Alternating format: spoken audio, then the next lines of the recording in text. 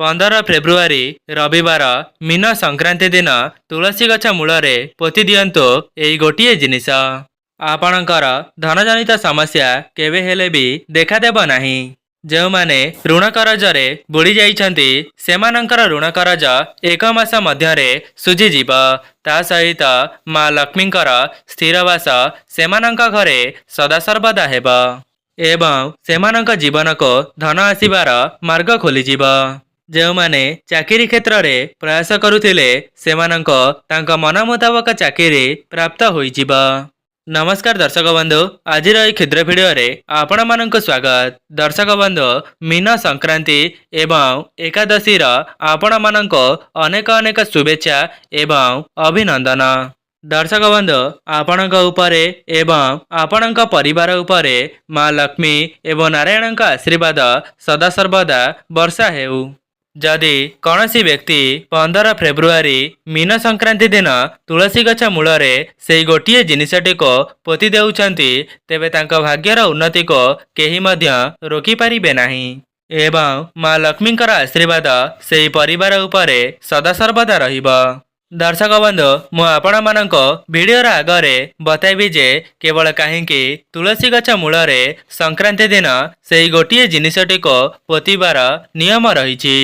एमितिरे तो बेल गछ, अँला गछ, पिपली गछ, कदली गछ एसबु गछ मध्य देववृक्ष सहित समान होई थाए। तेबे काहींकी मीन संक्रांति दिन आमे माने तुलसी गछ मूलरे से गोटिए जिनिसटी को पोतिबा। मु आपण मानको एई भिडियो माध्यम रे तुलसी गछ मूलरे से गोटिए जिनिसटी को पोतिबार नियम कहिबी। आपण माने केवल मीन संक्रांतिर संध्या 7टा पूर्वरो आपणक तुलसी गछ मूलरे से गोटिए जिनिसटी को पोति देबार अछि। एई साधारण उपायटी को जेकोसी व्यक्ति तांका जीवनर उन्नति पई करि परिबे। विशेष करी जो मानकर धनजनित समस्या अछि से माने थरे मात्र यार परीक्षा करी देखिबे। काहेकि ना शास्त्र रे मध्य मान्यता अछि जो व्यक्ति ब्रह्म मुहूर्तर उठी एई कार्यटी को करि देई थांती तेबे तांका भाग्यर उन्नति को केही मध्य रोकी पारंती नाही। दर्शक बंधु, आमर सनातन धर्म रे संक्रांतिर बहुत अधिक महत्व रही अछि। जेहेतु चलित वर्षर मीन संक्रांति रविवार दिन पड़िबा पई जाउछि तेबे एही दिन अनेक प्रकारर शुभ संजोगर संगठन होई थाए। तेबे एही दिन माँ लक्ष्मी एवं नारायण को प्रसन्न करिबा पई आपण मानक निमंते सुवर्ण सुजोग अटे। आज्ञा हाँ दर्शक बंधु, जदि आपण माने विशेष दिन मानकरे किछिटा उपाय को करिनेबा द्वारा भगवान आपणक उपरे प्रसन्न होई जाउछंती तेबे आपणक भाग्यरे निश्चित उन्नति आसीबो।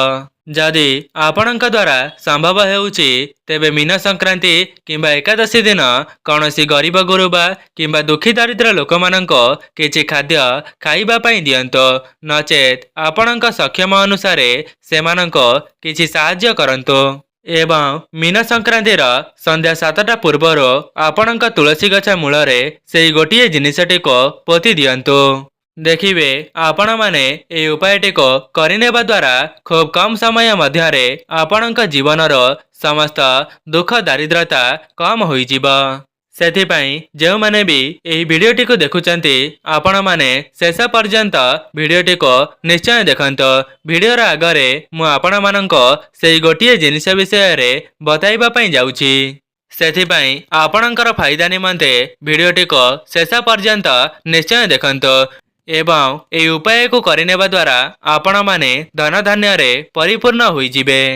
ता सहित माँ लक्ष्मी आपणक घरे सदासर्वदा वास करिवे।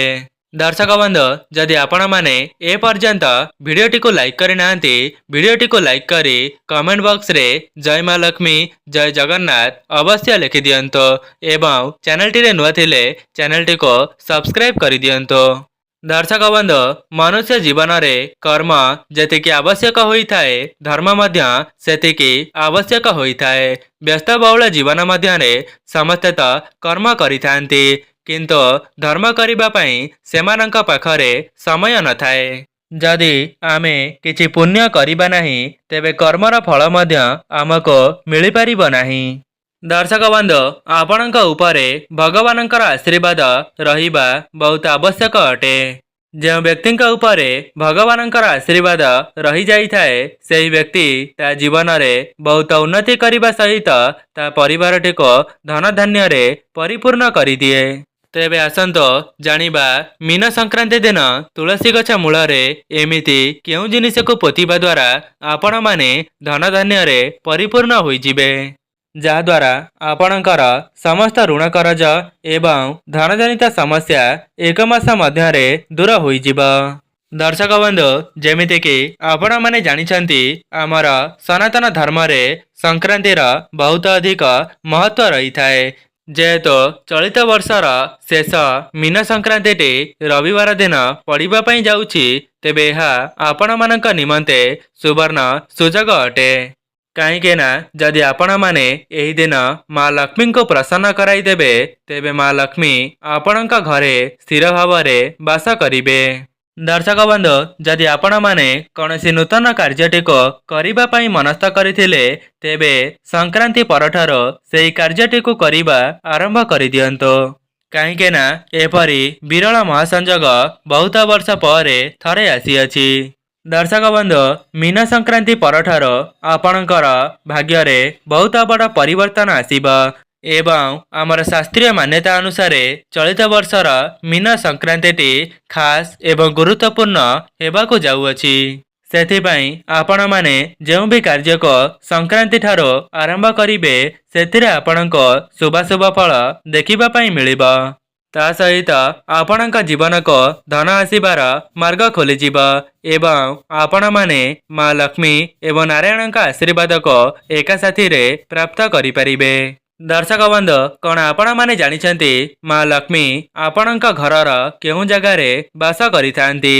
ତେବେ ମୁଁ ଆପଣମାନଙ୍କୁ କହି ରଖୁଛି, ମା ଲକ୍ଷ୍ମୀ ତୁଳସୀ ଗଛରେ ବାସ କରିଥାନ୍ତି, ଯେଉଁ ଜାଗାଟି ସଫାସୁତୁରା ରହିଥାଏ। ତା ସହିତ ମା ଲକ୍ଷ୍ମୀ ଆପଣଙ୍କ ଘରର ଶିଳପୁଆରେ ମଧ୍ୟ ବାସ କରିଥାନ୍ତି। ସେଥିପାଇଁ ଯଦି ଆପଣମାନେ ତୁଳସୀ ଗଛ ମୂଳରେ ମୀନ ସଂକ୍ରାନ୍ତି ଦିନ ସେହି ଗୋଟିଏ ଜିନିଷଟିକୁ ପୋତି ଦେଉଛନ୍ତି, ତେବେ ଆପଣଙ୍କ ଭାଗ୍ୟରେ ଉନ୍ନତି ଆସିବ ଏବଂ ଆପଣମାନେ ଆପଣଙ୍କ ଜୀବନରେ ବହୁତ ଆଗକୁ ଗତି କରିବେ। ଯଦି ଆପଣମାନେ ଋଣ କରଜରେ ବୁଡ଼ି ଯାଇଛନ୍ତି କିମ୍ବା ଧନଜନିତ ସମସ୍ୟାର ସାମ୍ନା କରୁଛନ୍ତି, ତେବେ 1 ମାସ ମଧ୍ୟରେ ଆପଣଙ୍କର ସମସ୍ତ ଋଣ କରଜ ଶୁଝିଯିବା ସହିତ ଆପଣଙ୍କ ନିକଟକୁ ଧନ ଆସିବାର ମାର୍ଗ ଖୋଲିଯିବ। ଯେଉଁମାନେ ନୂତନ ଚାକିରିର ସନ୍ଧାନରେ ଥିଲେ, ସେମାନଙ୍କୁ ମଧ୍ୟ ତାଙ୍କ ମନ ମୁତାବକ ଚାକିରିଟିଏ ପ୍ରାପ୍ତ ହୋଇପାରେ। ତେବେ ଆପଣମାନେ ମୀନ ସଂକ୍ରାନ୍ତିର ବ୍ରହ୍ମ ମୁହୂର୍ତ୍ତରୁ ଉଠି ନିଜର ଶଯ୍ୟାଟିକୁ ତ୍ୟାଗ କରିଦେବେ। ଏହାପରେ ଆପଣମାନେ ନିଜ ସ୍ନାନ ଆଦି କାର୍ଯ୍ୟକୁ ସମାପନ କରିଦେବେ ଏବଂ ଆପଣମାନେ ସ୍ୱଚ୍ଛ ବସ୍ତ୍ରକୁ ପରିଧାନ କରିସାରି ତୁଳସୀ ଗଛର ମୂଳକୁ ଯିବେ ଏବଂ ତୁଳସୀ ଗଛ ମୂଳରେ ବିଶେଷ ଭାବରେ ପୂଜାର୍ଚ୍ଚନା କରିବେ। ଏହାପରେ ଆପଣମାନେ ତୁଳସୀ ଗଛ ମୂଳରେ ଜଳକୁ ଅର୍ପଣ କରିଦେବେ ଏବଂ ତୁଳସୀ ଗଛ ମୂଳରେ ଜଳକୁ ଅର୍ପଣ କରିସାରିବା ପରେ ତୁଳସୀ ଗଛ ମୂଳରେ ଗୋଟିଏ 1 ଟଙ୍କିଆ ମୁଦ୍ରାକୁ ପୋତିଦେବେ। ଦର୍ଶକ ବନ୍ଧୁ, ଆପଣମାନଙ୍କ ମନରେ ପ୍ରଶ୍ନ ଆସୁଥିବ ଯେ ତୁଳସୀ ଗଛ ମୂଳରେ 1 ଟଙ୍କିଆ ମୁଦ୍ରାକୁ ପୋତିଦେବା ଦ୍ୱାରା ଆମ ଘରର କିଭଳି ଭାବରେ ଉନ୍ନତି ହେବ। ସେଥିପାଇଁ ଆପଣମାନେ ଭିଡ଼ିଓଟିକୁ ଶେଷ ପର୍ଯ୍ୟନ୍ତ ଦେଖନ୍ତୁ। ଭିଡ଼ିଓର ଆଗରେ ମୁଁ ଆପଣମାନଙ୍କୁ ଏହାର ବିଧି ମଧ୍ୟ ଜଣାଇବି ଏବଂ ଏହାକୁ ଆପଣମାନେ କିଭଳି ଭାବରେ ପ୍ରୟୋଗ କରିବା ଦ୍ୱାରା ଧନଧାନ୍ୟରେ ପରିପୂର୍ଣ୍ଣ ହୋଇଯିବେ ଏବଂ ଆପଣଙ୍କର ସମସ୍ତ ଋଣ କରଜ 1 ମାସ ମଧ୍ୟରେ ଶୁଝିଯିବ। ଦର୍ଶକ ବନ୍ଧୁ, ଆପଣମାନେ ତୁଳସୀ ଗଛ ମୂଳରେ ସେ 1 ଟଙ୍କିଆ ମୁଦ୍ରାକୁ ପୋତି ଦେବା ଦ୍ୱାରା କ'ଣ ହୋଇଥାଏ ନା, ଆପଣଙ୍କ ଘରେ ପୂର୍ବରୁ ଯାହା ବି କିଛି ନକାରାତ୍ମକ ଶକ୍ତି ଭରି ହୋଇ ରହିଥିବ, ସେସବୁ ଦୂର ହେବା ସହିତ ଆପଣଙ୍କ ଘରକୁ ସକାରାତ୍ମକ ଶକ୍ତିର ଆଗମନ ହେବ। ଦର୍ଶକ ବନ୍ଧୁ, ଆଉ ଗୋଟିଏ ଉପାୟ, ଆପଣମାନଙ୍କ ପାଖରେ ଯଦି ପିତ୍ତଳର କୌଣସି କଏନ୍ ଅଛି, ତେବେ ଆପଣମାନେ ତୁଳସୀ ଗଛର ମୂଳକୁ ଯିବେ ଏବଂ ତୁଳସୀ ଗଛ ମୂଳରେ ଜଳକୁ ଅର୍ପଣ କରିସାରିବା ପରେ ତୁଳସୀ ଗଛ ମୂଳରେ ପିତ୍ତଳର କଏନ୍ଟିକୁ ପୋତିଦେବେ ଏବଂ ସେହି କଏନ୍ଟିକୁ ପୋତିବା ସମୟରେ ଓମ୍ ନମୋ ଭଗବତେ ବାସୁଦେବାୟ ଏହି ମନ୍ତ୍ରଟିକୁ 7 ଥର କହି ତୁଳସୀ ଗଛ ମୂଳରେ ସେହି କଏନ୍ଟିକୁ ପୋତିଦେବେ। जदि पोथिबा समय आपण माने एही मंत्रटी को कही सेही पितलर कॉइनटी को पोथी देउछंती तेबे राताराती आपणक भाग्य परिवर्तन आसीब। ता सहित आपणकर जहाँ भी किछि अधा अधूरा मनस्कामना रहिथिला से सब मध्य माँ लक्ष्मी आशीर्वादर पूरण होइजिब। जदि पूर्वर आपणक घरे मन मतांतर कଳି झगड़ा लगी रहुथिला तेबे से सब मध्य माँ लक्ष्मी आशीर्वादर खूब शीघ्र दूर होइजिब। दर्शक बंधु आउ गोटे उपाय जदि आपण माने मीन संक्रांति दिन आपणक तुलसी गछ मूलरे सुनार किंबा रूपार कॉइनटी को पोती देउछंती तेबे आपणक जीवन रे केबे हेले भी धनजनित समस्या प्रवेश करि परिब नाही। ता सहित आपणकर जहाँ भी किछि ऋण कर्ज थिला से सब खूब शीघ्र सुझिजिब। आपणक घर को केबे हेले भी दुख दारिद्रता धनजनित समस्या प्रवेश करि परिब नाही। दर्शक बंधु मु आपण मानक आगरे एही सब उपाय को कही रखिली। आपणक द्वारा जहाँ भी किछि संभव हेउछि आपण माने मीन संक्रांतिर संध्या 7टा पूर्वर आपणक तुलसी गछ मूलरे सेही जिनिसटे को पोती पारिबे एवं एक मास मध्यरे एहार चमत्कारी फायदा आपण माने देखिबा पई पाइबे। दर्शक बंधु आपण माने मीन संक्रांतिर ब्रह्म मुहूर्तर उठी निजर स्नान आदि कार्य समापन करिबा परे तुलसी गछर विशेष भाव में पूजार्चना करिबे एवं आपण माने तुलसी गछ मूलरे गोटे घियर दीपक प्रज्वलन करिबे। ता सहित मीन संक्रांति दिन आपणक घरर मुख्य द्वार में मध्य गोटे घियर दीपक प्रज्वलन करिबे। कहीं ईश्वरंकर आगमन आपणक मुख्य द्वार बाटे ही आपणक घर को होइथाए सेथिपाई दीप लगाइबार मध्य किछिटा नियम रहिछि। दर्शक बंधु आपण माने गोटे घियर दीपक प्रस्तुत करिबे एवं आपणक मुख्य द्वार बाहर को चली जिबे एवं आपणकर मुह रहिब आपणकर घर दिगको। एहा परे आपणकर बाम हाथटी जेउ दिगरे रहुथिब सेही दिगरे गोटे घियर दीपक प्रज्वलन करिबे एवं आउ गोटे दीपक आपण माने आपणक घरर ठाकुर घरे लगाई पारिबे एवं आपण माने ठाकुर घरे जो दीपटी को प्रज्वलन करिबे सेही दीपर मुखटी को आपण माने उत्तर दिग को रखी प्रज्वलन करिबे। दर्शक बंधु जदि व्यस्तबहुल समय मध्य आपण माने कौनसी उपाय को करि पारु नाहंती तेबे मीन संक्रांतिर संध्या समय रे आपणक घरर एही 3टी जगार 3टी दीपक निश्चित भाव में प्रज्वलन करंतु।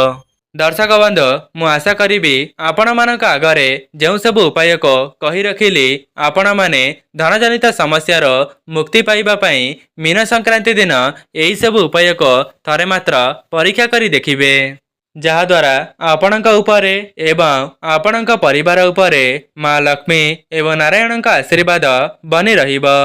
दर्शक बंधु आउ गोटे कथा जेमितिकी मु आपण मानक भिडियोर आगरे बताइथिली जे आपण माने जो भी उपायटी को करुथिबे से उपायटी को करबा समय रे ओम नमो भगवते वासुदेवाय एही मंत्रटी को मने मने उच्चारण करुथिबे। जदि आपणक द्वारा संभव हेउछि तेबे मीन संक्रांतिर संपूर्ण दिन मध्यरे एहाको 108 थर जप करिबा पई चेष्टा करंतो। एहाको करिबा द्वारा आपणक मनरे जहाँ भी किछि मनस्कामना रही अछि से सब खूब शीघ्र पूरण होइजिब। तेबे दर्शक बंधु जदि आपण मानक भिडियोटी भल लगी थाए भिडियोटी को लाइक करी कमेंट बॉक्स रे जय माँ लक्ष्मी जय जगन्नाथ अवश्य लिखि दियंतो एवं चैनलटी रे नुआ थिले चैनलटी को सब्सक्राइब कर दियंतो। आज पई रहुछि नमस्कार।